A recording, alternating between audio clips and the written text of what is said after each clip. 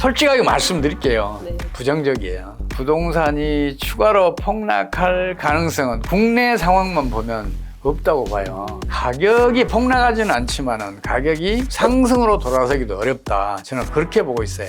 지금 우리 경제의 미래는 굉장히 낙관적이에요. 제가 이제 이 책을 발간한 다음에 전형적인 비관주의자로 알려져 있는데 아니에요. 저는 원래 낙관파예요. 그래서 이번 금융위기만 잘 극복하면 앞으로 주식시장이든 부동산 시장이든 큰 장이 하나 서겠다. 이렇게 지금 저는 보고 있어요.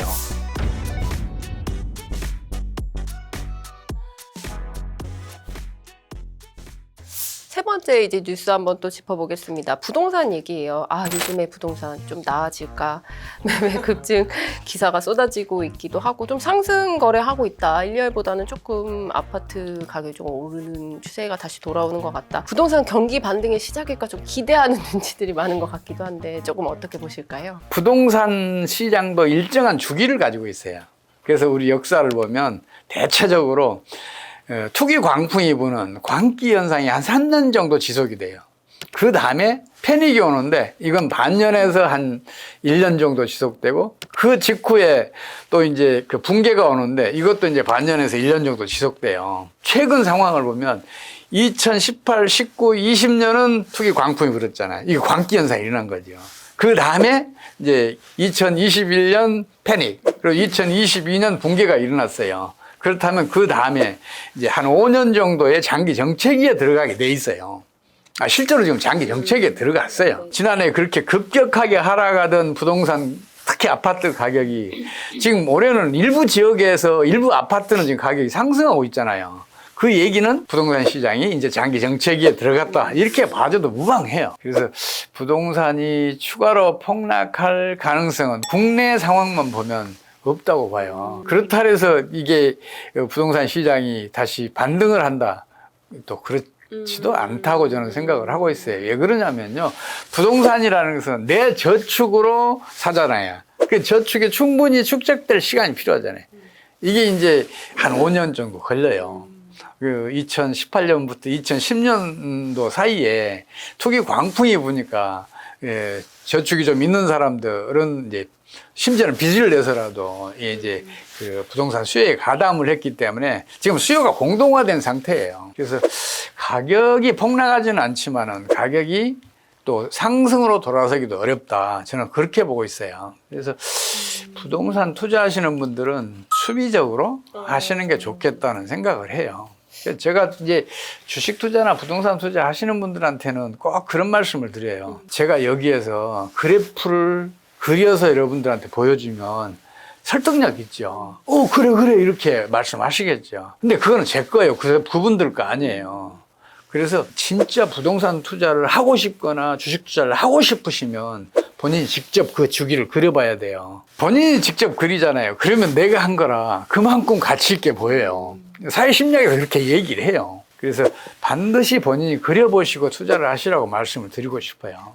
다른 것도 마찬가지. 금 투자 요새 막 유행하던데 금 투자도 제발 최소한도 한 50년 내지 60년 그 가격 변동 그래프를 그려보시고 하시라고 원하고 싶어요. 아까 부동산을 좀 하려는 사람들은 수비적으로 가야 할 필요가 있다 좀 얘기를 하셨는데 그럼 무주택자는 지금 절대 집을 사면 안 될까요? 지금은 모두가 지금은 아니라고 하시는데 그럼 언제쯤 사면 좋을까요? 세계적인 금리가 곧 닥칠 것 같다고 말씀드렸잖아요. 네. 이제 그게 닥치면 한 번 더 더블딥이 와요. 부동산 시장이나 주식 시장이 더블딥이 오는데 그 뒤로 한 3년 정도 지나면 이제 주식 투자든 부동산 투자든 아주 좋은 기회가 올 거예요.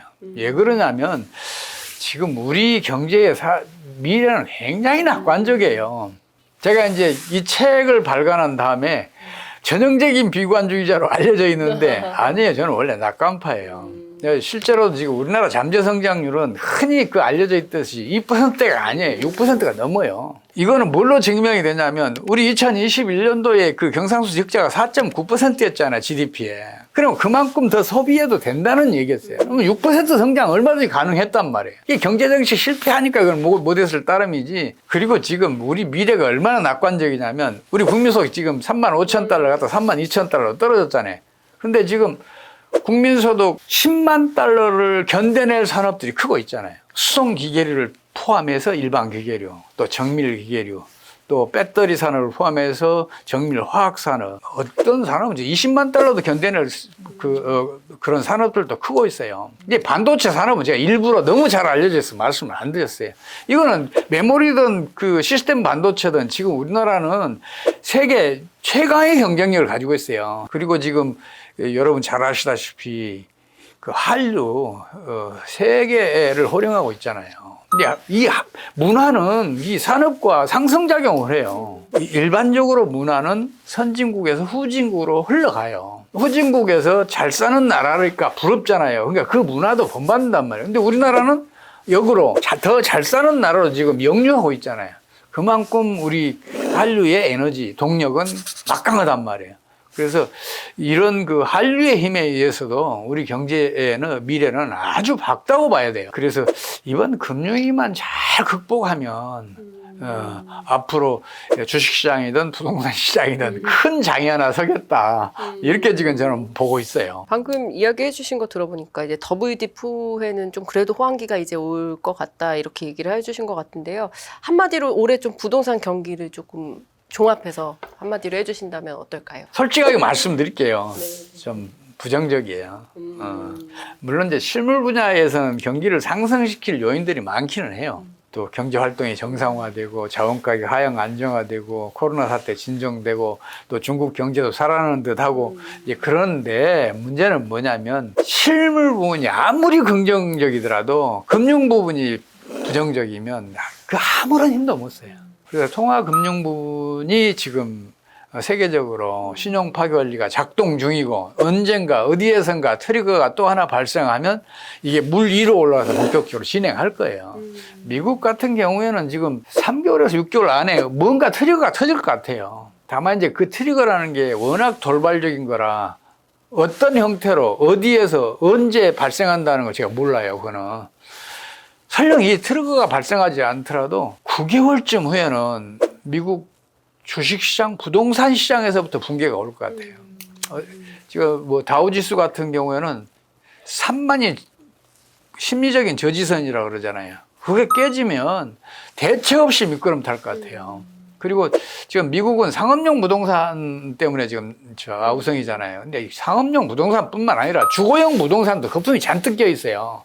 그래서 금융위기가 진행되면 그건 거의 붕괴 과정에 갈 거예요.